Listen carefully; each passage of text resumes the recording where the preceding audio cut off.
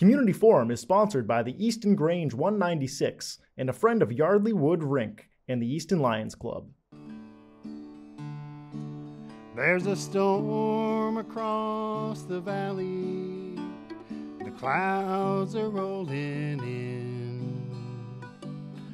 The afternoon is heavy on your shoulders. There's a truck out on the 4-lane, a mile or more away. The whining of his wheels just makes it colder. Welcome to Community Forum. Today is March 8th, Women's International Day, 2024, and I'm Priscilla Almquist-Olsen, your host. And today, it gives me a great deal of pleasure to welcome Jennifer Stacy. Should be a familiar name to those of you in Easton, especially those who vote regularly. Jennifer is on the select board, and she's running to get reelected. And the election is next month, April. And so she'd like to share with you her views, and I have some questions. So listen up, everyone. And this is important information from when you go to the polls. Jennifer, welcome. Thank you so much for having me today. You're welcome. And I enjoy listening to you because you have so much information, and you really illustrate what it means to be a working member of that select board. So tell me a little bit. First, let's review your background a little, where you grew up and so forth, and why you became so civic-minded. Sure. So I've lived in Easton since February of 2017 when we moved here. We actually tried to live in Easton a few times, and we couldn't because the housing prices were a bit high for where we were at that time in our lives. So we took a little detour and ended up here when we were supposed to in 2017. I grew up next door in Stoughton, so I've been coming to Easton for as long as I can remember. And it's always been a place that we were drawn to, between hiking and borderlands and just kind of exploring the rich resources here. It was always a place that had a big, strong appeal to me. I went to Boston University and got a degree in environmental science, kind of following up on that passion for environment, and ended up sticking around and getting a master's in city planning a few years later. City planning? City planning, yep. Mm-hmm. This program that I did there was really focused on social policy and taking more of the people perspective of planning. So I did learn the typical zoning and bylaw aspects and things that a planning board would do and things that a planner would do in their career. But our program was focused really deeply on the social aspects of it. And it really spurred a passion for understanding, the fabric of our space and place. I was always interested in geography, the built environment, but then how people kind of fit into that part of the equation. Mm-hmm. So I'd say this is probably where a lot of the passion for civic engagement came from, or really was built upon. I think it was always kind of in me, to be honest.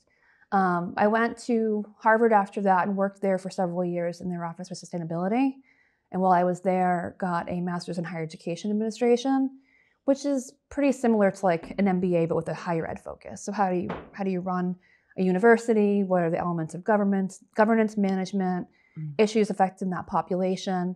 So a lot of that was also building on this kind of civic aspect, because you're thinking about a specific community in a place and the issues that affect them. It's just a sliver. It's the student population, but also how they're interacting with the broader community, especially when you're talking about an urban campus. I left there to shift to another job in higher education, working in the higher ed tech space. It was mostly inspired by the need to have more flexibility with my children. At the time, I had two very small children who are getting bigger by the day and blowing my mind. And I needed more time with them. So I found an opportunity that allowed me to work part-time, stay in the career space. I think all this is really relevant because it highlights the struggle on International Women's Day that we as moms, working moms, kind of have to balance. But it ended up being a good career path. And, but at the same time, I was missing that draw to civic engagement. I was speaking with one of my coworkers who said, "You would be amazing on your town's finance committee." And I said, "Well, let's take a look and see what opportunities there are." So I did. I went for an appointment, and I did not get the appointment, but it put a fire under me. And I spoke with several members of the select board and finance committee after, and decided to run for my first election, which was terrifying, vulnerable, and exciting at the same time. And I joined the finance committee in 2018, and that started my journey in civic engagement in Easton. Yeah, so. And then, and that's such an important committee, and it requires so many hours of dedication and expertise with figures and numbers and so forth. So why did you decide to run for the select board? So the select board was definitely a moment in time where I hadn't been planning on it, but Chuck King and Tom Broussard were both stepping down from their role, and I had worked closely with both of them, learning from them over time. And after 3 years serving on finance committee and some deep, hard thought, I realized that this is a role I can do. I've been working toward this, whether I knew it or not.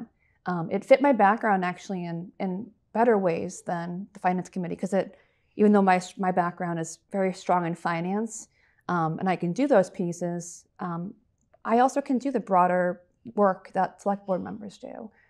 So I felt in that moment that it was the right time to step into this opportunity, should the voters of Easton agree. And that was it. It was a timing meets kind of right brain space moment, and having that confidence that it was something I could put myself out for and make that risk. Well, you certainly have done a great job, and you bring such a broad set of skills to the job. And that's pretty unique. Although we do have, in the last recent years, we have very well-educated people who are workaholics and only get paid $1,800 for the whole year. I mean, it's amazing. So you don't run for the money. You run for the service and the civic-mindedness that you talked about. And your work with the environment and so forth and planning, that is key, and that has been key during the past term that you served. With 5 Corners and all the sewer projects and why don't you enumerate? What were some of the interesting projects that you felt were very worthwhile for the town of Easton? Sure. So there are a lot of exciting projects. I think everyone, there was a big consensus in town around the impact of the new school that created an opportunity for us to think about how to combine 3 schools that were in various states of disrepair, costing the town lots of money in terms of maintenance and upkeep for something that we knew wasn't going to pay off in the long run. And being part of that effort to build awareness and support that project, and then help that project move through to completion. We had the ribbon cutting for that last year. That was really exciting. And I'm saying that as a person who, my youngest only got 6 months in that new school. So it wasn't about my kids getting that opportunity at the new school. It's about the youngest learners in this community having that opportunity, and what that means when you have resources and they're not, having to kind of shoehorn into space that's not ideal, and impacting their ability to just learn and be in a good space, especially at that age where space and their environment matters so much, and by a learning environment in this case. I think it was a huge asset to the community, and I think the community agreed with based on how folks showed up to support that project. Right. So I'm very proud of that work, that not just the select board, but so many boards and committees and residents across town, and members of town staff did to make that happen. It was and what was interesting, I found, was that you reached out to everybody to make suggestions. So the teachers, the staff, residents in Easton and so forth, actually were asked to contribute ideas. And so the building is I understand, is very incredible. One thing, there's the room where the boiler is and the furnace and all of that, there's a window so that the children can look in and see how things operate, how it works. I mean, that's a unique idea that came from somebody either connected with the school or a resident in Easton, to show kids how things work from an early age, because it's pre-K to grade 2. So those kids are oldest is 7 years old. It's true. Everything in that space was done with a sense of intentionality. It brought in perspectives from the community. And every time I go into that building, I'm actually going today to read as part of the Read Across America program. Every time I go in there, I see something that I hadn't noticed before. So it's really just, it's an incredible resource for the community. And I believe that it was a worthwhile investment. And we really benefited from good management and good communication and transparency as a community, because the project came in under budget. And some of that was luck, but some of that was really just strong management and strong transparency and communication. Yeah, well, the taxpayers like to hear that. They came in under budget. Yes, yes. So, okay, and so what do you feel were some of the challenges that you faced during the past term? Oh, can I talk about one more project, actually? Because Sure. I'm really proud of this one that I think Easton was a leader on, and that was our PFAS filtration.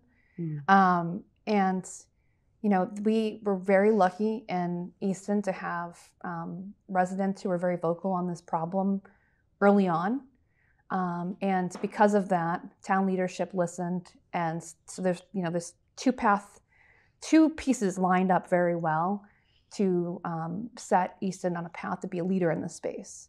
And it was the right choice, given what we're seeing in the national landscape and how fast the changes are coming with PFAS regulation.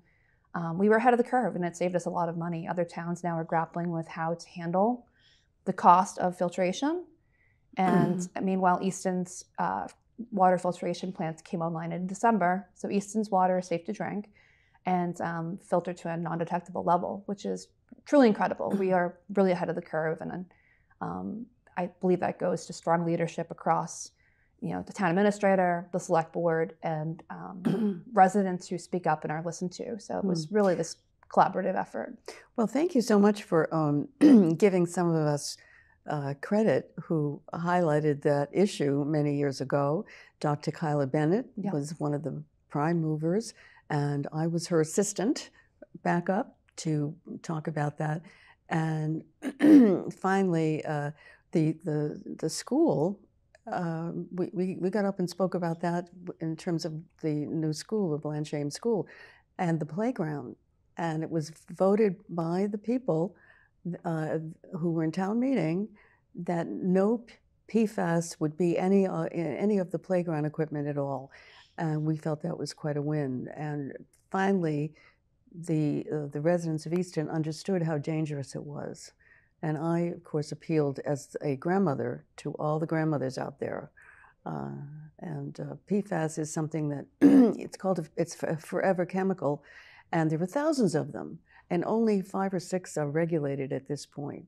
So we all have PFAS in our bodies, unfortunately, but we don't need any more.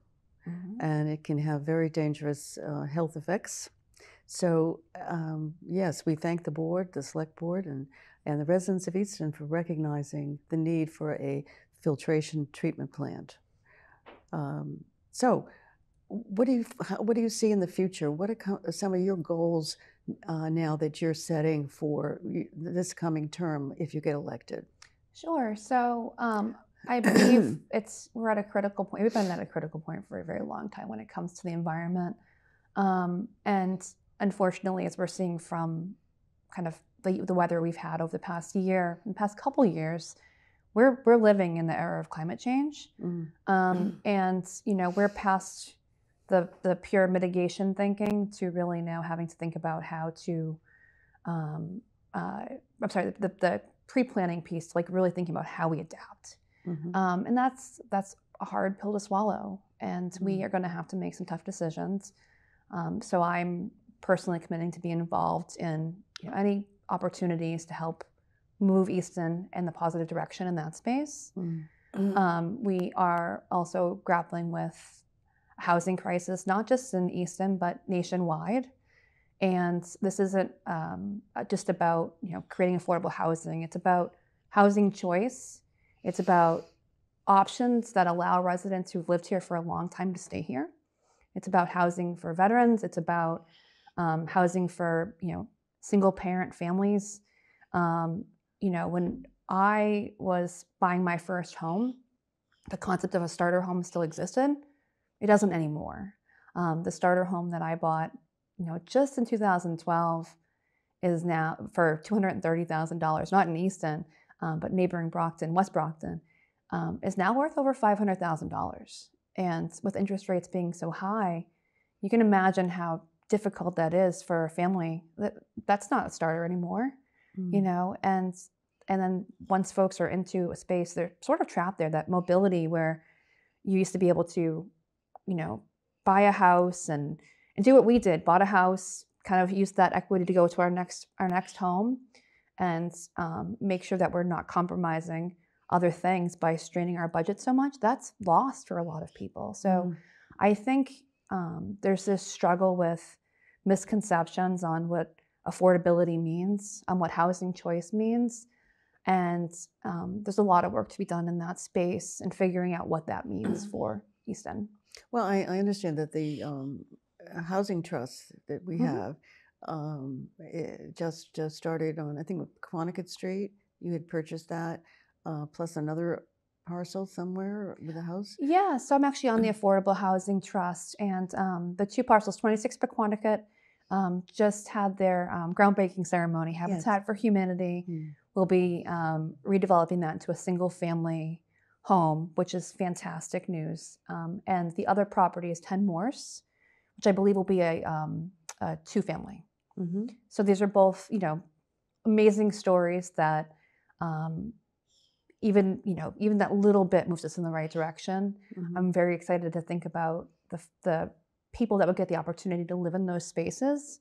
But when you think about the demand and how long people are waiting for housing on lists, it's just a tiny drop in the bucket. But it is moving in the right direction, absolutely. So recently, all the communities in Massachusetts were told that if they lived near an MBTA station, they had to promote affordable housing. And so are we voting on that, or is that something that we don't get to vote on, and the select board has got to start making decisions about the locations that the state has given us? So the town body that is driving that process of untangling the requirement, that came from the MBTA and from the MBTA zoning program, and they're untangling what it all means. And it's been fascinating listening to and learning over time. When this first came out 2 years ago, or we first started hearing about 2 years ago, it felt very complicated and messy and confusing. And over time, it got less confusing and less complicated. That being said, there are still a lot of misconceptions out there about what this means for our community. The planning board has been doing a lot of work to get information out to the community and engage the community. And from what I understand, the meetings have had a lot of commitment and attendance and comment, which is great. You want a lot of input on this to make sure we're doing the right thing and thinking about this holistically, thoughtfully, and with a long-term perspective. This will go to town meeting, which is in May, and be voted on by the residents of Easton. And several communities already have voted on it. So we do get to vote on it. Correct. This is a town decision. But there will be impacts if we choose not to support what the planning board has put forth. I believe there's still opportunity to weigh in with the planning board. There were several sessions, and I'm not sure if we're completed all the community sessions, but there are still planning board meetings leading up to town meeting, which should give folks opportunity, should they want to learn and listen and participate. Now, I understand that, was it Wellesley who, no, Milton. Milton, yes. Milton rejected the state mandate. And as a result, the Commonwealth is withholding certain funds for, rehabilitation and other funds. I don't know if they're school funds, but certain funds are being withheld as kind of a slap on the wrist. Is that going to happen here if we vote that measure down? That is what has been stated, is the intention that should we vote this down, we will lose access to grants, which we've been a recipient of many over the years. You have no idea what the total amount of money would be? It's in the millions. And I don't know, looking ahead, what would be at stake. But kind of thinking back to climate, road conditions, a lot of the kinds of grants we get are things that support climate mitigation, climate adaptation. In Milton, for example, I believe it was some sort of wall. These things are important and going to be more important as time goes on.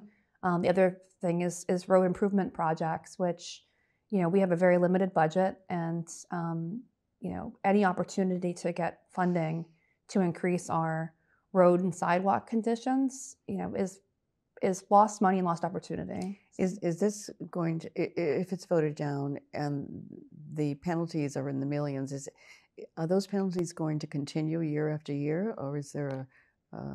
I'm not clear what the long-term situation looks like, and I think that's I think elements of that are unfolding in real time. So I'm not sure long-term what the punitive aspect means, and it may depend on how this unfolds out over the, I believe it's somewhere in the 200 municipalities that are impacted by this zoning requirement coming down from this. So, we'll see. It's early, and communities are having reactions to it. I think a lot of what I'm seeing on social media, sadly, is inaccurate in terms of what is being put forth and what it means.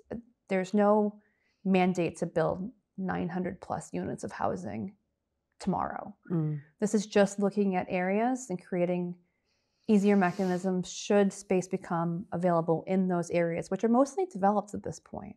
And the areas have been selected thoughtfully with a mind toward encouraging transit-oriented approaches to thinking about building and how development meets opportunities to get into jobs in the city, minimizing reliance on cars. And they're in areas where ideally we'd be promoting walkability. But the train is not going to come through Easton. I mean, that's been the question for a long time, but as of right now, it doesn't look like it's going to be anytime soon. No, because they rerouted that whole plan to Middleborough. Yeah, they're focusing. Yeah, so I had no idea that it could actually commence again. Yeah. That being said, though, we're an adjacent community, so we still benefit greatly from being that close to multiple MBTA sites. I commute into Boston a lot less than I used to because I work from home more now.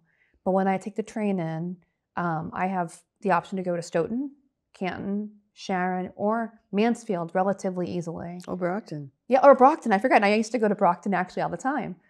So there's 5 commuter rail options that I have.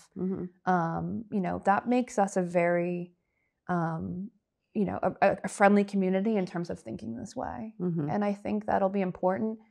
Again, when you're thinking about apartments, it's not about affordable housing in this scary way. It's about, I believe, it's more about creating housing choice. So it's housing options for young couples starting out who maybe don't have kids yet.